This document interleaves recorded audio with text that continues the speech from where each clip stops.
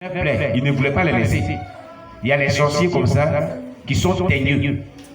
Les démons qui sont teigneux, qui ne veulent pas lâcher prise, les visibles. Amen.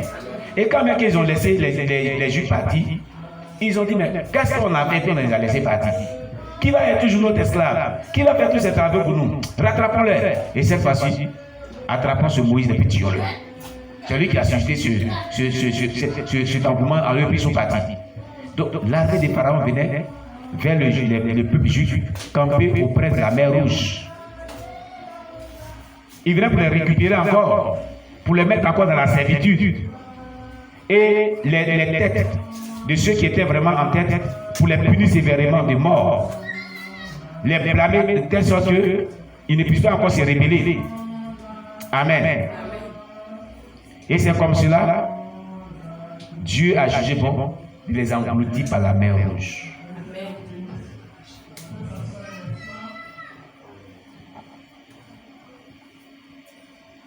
Qui a prié pour que Dieu les engloutisse? Qui a prié? C'est Moïse. Il a fendu sur l'ordre de Dieu la mer Rouge. Ils sont passés. Asseyez-vous d'abord. Et puis après, il a levé les mains, il a prié, et la mer Rouge les a engloutis. C'est pas ce qui s'est passé dans la Bible. Quand Dathan, Abiram se sont levés pour se rébeller chaque fois envers Moïse, et menaçaient Moïse, et perturbaient sa quiétude, et c'était toujours les rebelles qui fatiguaient Moïse. Ils ont amené le peuple même à faire le veau d'or. Tout ça. Qui a prié pour qu'ils soient engloutis? La terre s'effondre, pour qu'ils soient engloutis et qu'ils descendent dans l'enfer. Qui a prié? Qui a exaucé la prière? Moïse est-il allé en enfer? D'accord. La Bible dit qu'Élie était un homme de la même nature que nous. C'est pas ça? Qu'a fait Élie? Il a prié. Après quoi?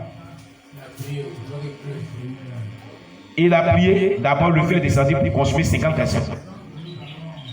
Vous ne savez pas. Et les chefs, par 2 fois, ça fait 100 personnes, ça fait 102 personnes. Quand ils sont venus le voir pour dire que le roi t'appelle, il dit si vraiment, homme de Dieu, que le feu quitte dans le ciel et vous consume, toi le chef et puis vos 50. C'est pas ce qui est passé. Nous ne sommes pas Élie, nous ne sommes pas Moïse. Dieu fait grâce à qui il veut, n'est-ce pas? Mais nous demandons à Dieu, ceux qui nous attaquent et puis disent que tant qu'ils sont en vie, on ne connaîtra pas la paix. On ne pourra pas vraiment accéder à tes grâces. Frappe de ton jugement, afin que nous soyons libérés définitivement. Alléluia. Parce que qu'est-ce qui gagne que nous ne soyons pas libérés définitivement? Qu'est-ce qui gagne que les gens nous fatiguent et puis on n'a pas la paix? Et ils disent que tant qu'ils sont en vie, ils sont sur nous. Amen. Donc si quelqu'un est sorcier, et Jésus-Christ, viens, la sœur Anna, viens. Pour rendre ton témoignage. Quand tu as amené ce qui s'est passé, puis tu as envoyé épée de carnage. Tu as envoyé le jugement de Dieu dans Ésaïe 66, verset 15 à 16. Qu'est-ce qui s'est passé ce jour-là? Mets-toi bien ici, puis mets-toi bien ici. Voilà. Pour que les gens te voient. Prends ton témoignage. Comment ça s'est passé? Comment tu as été attaqué? Bon, il y a... Quand cela s'est passé, bon, quand il finit de prier... Ça peut faire 1 mois ou 2 mois en arrière. Voilà. Il a fini de prier. Non, quand il commence à dormir. Alors c'est moi, je me sens lourde comme ça. Je me suis sentie lourde. Alors c'est moi, il attend mon nom dehors. On m'appelait par mon nom Mireille. Et ça, c'était dans la nuit, pendant qu'elle dormait. C'est une nourrice, elle a pris des prières avant de dormir, comme tout le monde prie avant de dormir. Et voilà ce qui va se passer dans son sommeil. On m'appelait Mireille et il a reconnu la voix de la personne. Et elle a reconnu la voix de la personne qui l'appelait. Et je me suis levée. Quand je me suis levée, j'ai commencé à prier. En tout cas, j'ai prié. Il y a pris les versets bibliques et puis des canages. Ésaïe 41, tout ça là, j'ai commencé à prier. Et j'ai dit à Dieu, Seigneur, regarde combien de fois ta fille a été priée pour son salut. En tout cas, Saint-Esprit, Dieu, rends jugement. Rends jugement, et commence à prier. Et quand elle finit de prier, sommeil m'a pris. Non, c'est dans le sommeil, je me suis retrouvé papa et il était en train de m'enseigner. Il était assis, il avait tout pris, il était en train de m'enseigner. Alors, c'est un moment où je me suis retrouvé dans mon village. Je vois, ça coupe partout. Ça coupe partout, mais il dit, aïe, il y a quoi? Et puis ça coupe comme ça. Moi-même, il n'a rien compris. Moi aussi, je me suis mis aussi dedans, il a commencé à courir. Mais je ne sais pas ce qui s'est passé. Je cours. Je vois les gens dépassent notre cou, ils s'en vont, ils sont en brousse. D'autres vont se cacher derrière la maison, d'autres rentrent dans les maisons, ils ferment les portes. Donc, je suis parti, il dit, il ne faut pas, la personne va me trouver aussi. Il voulait rentrer dans la maison de mon papa, il a fermé sa porte. Papa a fermé la porte, on va te rentrer dans nos maisons. Il a dit, mais. Il a dit, il y a quoi? Il n'y a pas la guerre. Jusqu'à après le contexte, c'est pas pourquoi les gens courent. Il n'y a pas la guerre. C'est pas qu'on a aussi qui arrive. Mais vous courez, vous fuyez pourquoi? Personne ne me répond. Personne ne me répond. Quand c'est le rêve, quand il s'est venu puis être papa, il m'a expliqué ce qui s'est passé. Amen. On acclame le Seigneur Jésus-Christ pour elle. Vous voyez comment Dieu fait. Quand elle s'est réveillée, dans son sommeil, on appelait son nom, elle a pris Ézéchiel chapitre 21, verset 19 à 22, épée de carnage. Elle a commencé à prier avec ça. Elle a pris Ésaïe chapitre 41, verset 10 à 16, le secours puissant de Dieu, du jugement de Dieu. Elle a commencé à prier avec. Elle a pris Ésaïe 66, verset 15 à 16, qui est un passage très puissant du jugement de Dieu. Dieu dit dans ce passage que c'est par le feu que Dieu exerce son jugement. Et ce que tuera l'Éternel selon un grand nombre. Elle a commencé à proclamer ce passage. Et puis elle dit, Seigneur, regarde comment ta fille prie pour son secours. Regarde comment on l'appelle, et puis elle prie pour son secours. Vraiment, et puis elle a prié. Elle a orienté ces versets-là, là où proviennent les voix qui l'appelaient. Et après quoi, elle a commencé à s'endormir. C'est là qu'elle a eu ce songe. Elle s'est réveillée matin très bien, me voit, dit, il voit le son qui est fait, il ne comprend pas. Pourquoi les gens voient et puis fuient? Il dit, mais tu n'as pas dit que toi, on t'a appelé et que tu es levé, tu as amené épée de canage. Tu as attaqué avec épée de canage, ceux qui t'ont appelé. Tu as envoyé le jugement de Dieu. Tous ces passages sont très puissants. C'est l'épée de canage là que les gens voient et puis fuient. C'est le jugement de Dieu qui voit et puis fuit. Ils voient la mort venir fuir. S'ils restent là, Dieu va les frapper des morts. C'est pour ça qu'ils fuient. Ton papa te fuit parce que lui-même, il est dedans. Il est dedans. Amen. Oui. Donc, il y a des passages bibliques.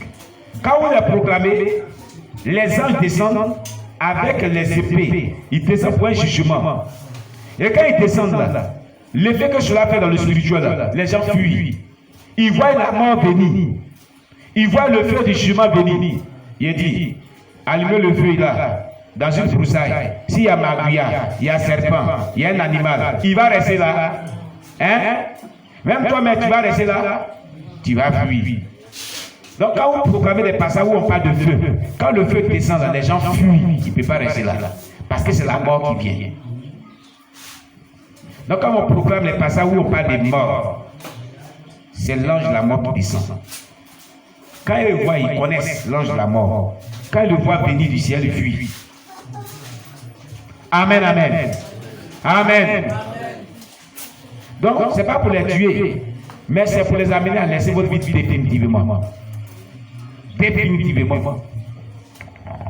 Donc, quand tu es confronté à un combat spirituel qui persiste, il y a des passages qu'il faut utiliser pour mettre un terme à ce combat-là. C'est-à-dire qu'il faut sortir victorieux. Amen. Mais il ne faut pas vivre dans un péché quelconque. Parce que la Bible dit dans lui, les Jean chapitre 9, verset 31, Dieu n'exauce pas le pécheur. Il ne peut pas t'exaucer.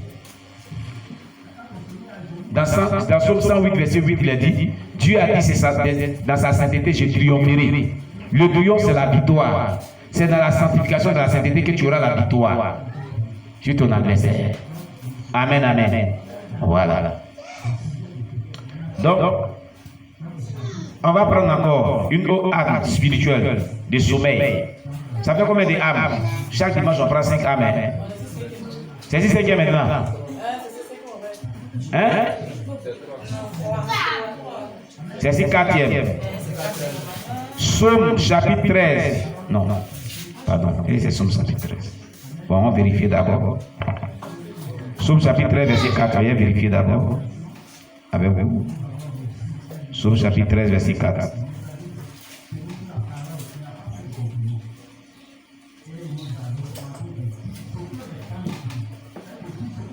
Oui, c'est ça.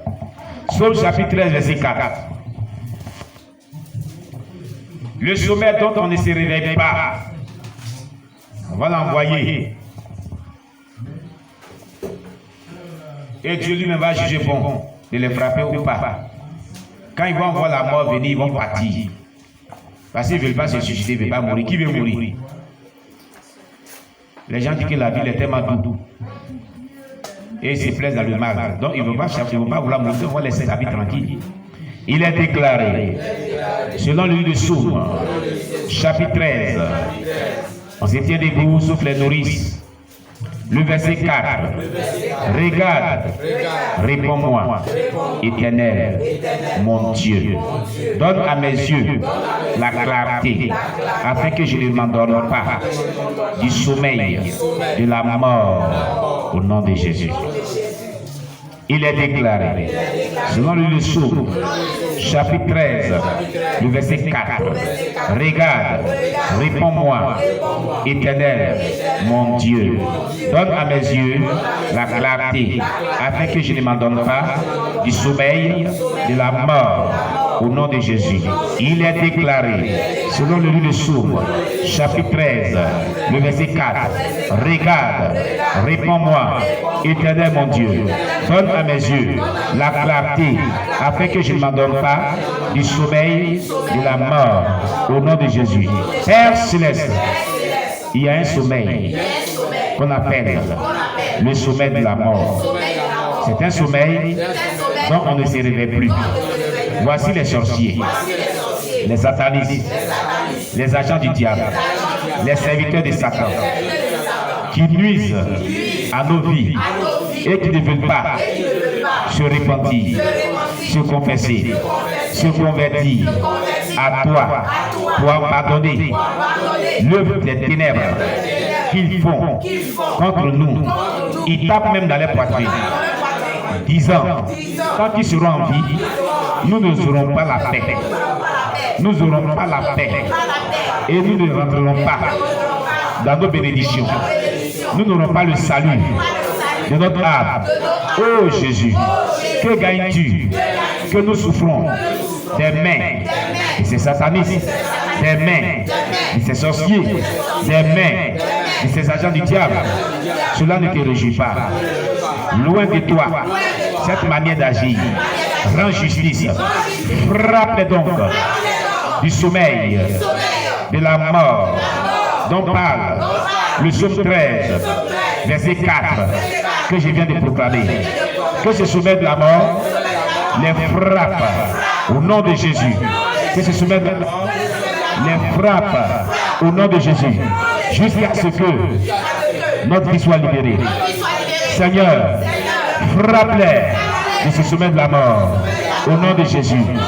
N'as-tu pas dit de ta parole, selon le livre de Jean, chapitre 14, verset 13 à 14, que tout ce que vous demanderez à mon nom, je le ferai, pour que le Père soit glorifié dans le Fils. Seigneur, c'est au nom de Jésus que je te demande que le sommet de la mort vienne sur eux. S'ils voient venir le sommet de la mort et qu'ils veulent vivre, qu'ils laissent nos vies tranquilles, définitivement, au nom de Jésus-Christ. Amen. Psaume 76, verset 5.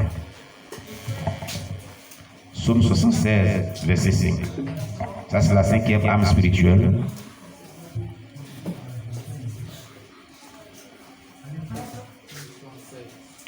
Chaque dimanche, on prend 5 âmes spirituelles de combat pour nous attaquer au monde des ténèbres. Nous prions avec vous pour vous entraîner comment il faut prier avec les prières lyriques à caractère prophétique. Amen. Voilà. Là, c'est au moins comment cela se passe. Psaume 76, verset 5.